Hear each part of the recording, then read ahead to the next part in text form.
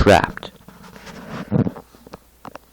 Hello, my name is Austin. I'm stuck in a bathtub and cannot turn on the lights. How, you ask, are you writing this down? Well, the only source of light I have is from my phone, but I can't talk now. He's coming. Okay, now that he's gone, I can tell you the story from the beginning. It all started on a Friday night, and everyone was hanging out at my friend's party. He was turning 16 now. His name is Rick. Bit of a prankster, but he has lots of friends. It was around 11:30 at night when people started leaving. We had to let them go because if Rick's mom found out that he and his friends had gotten drunk for his party, he would have been grounded for his life. Since I was his best friend and not drunk, I decided to stay for a few more hours to get Rick in his house supper before his parents came home from New York City. I was there until 1:30 in the morning, but I guess I fell asleep because I woke up in his house at 7 o'clock a.m. When I did, he wasn't around, so I got up to leave. My parents were still asleep by the time I came home, so I snuck up to my room and fell asleep until 2:30. When I woke up, my parents were in a panic. My friend Rick had been kidnapped.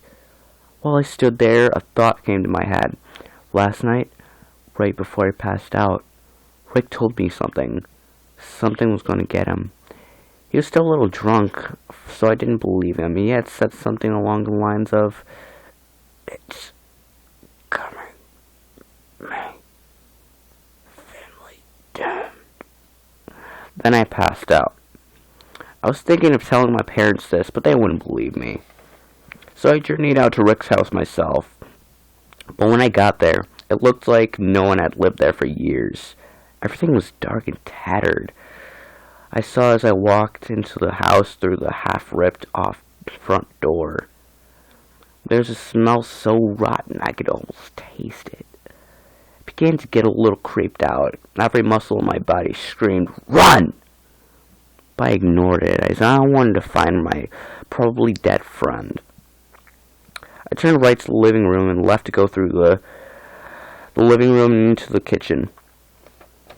The furniture was either turned over or broken.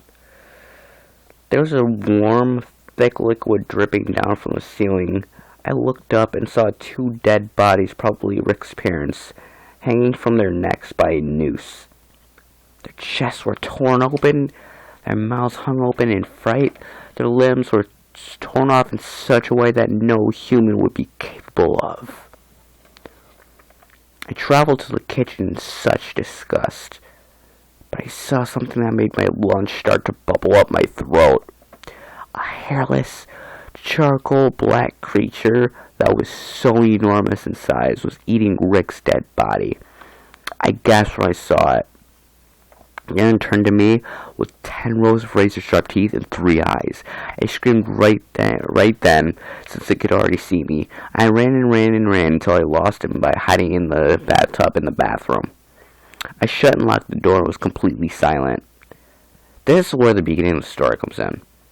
Now you know why I'm trapped. I'm confused, too, about why this creature wants Rick and his family. I've been here for days, and it's been found out that I was here. But I don't have much longer. This thing's playing with me. Once it's bored, I know I'm done for. I want to get the word out before it's too late.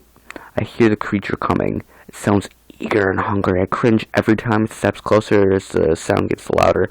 Suddenly it steps right out the door. The door starts rattling violently in its frame, cracking and splitting the wood around it. All of a sudden, I hear an ear-splitting screech emitted from the creature. This went on for about 10 minutes. One of the hinges nearly broke when I decided I had enough. I marched over to the door, and as soon as I touched the handle, the noises stopped. I listened at the door, but I couldn't hear anything on the other side.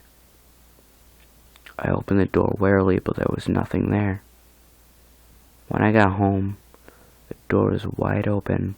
Inside, my parents had been decapitated. To this day, I have no idea what made the creature leave, but I haven't ever seen it again.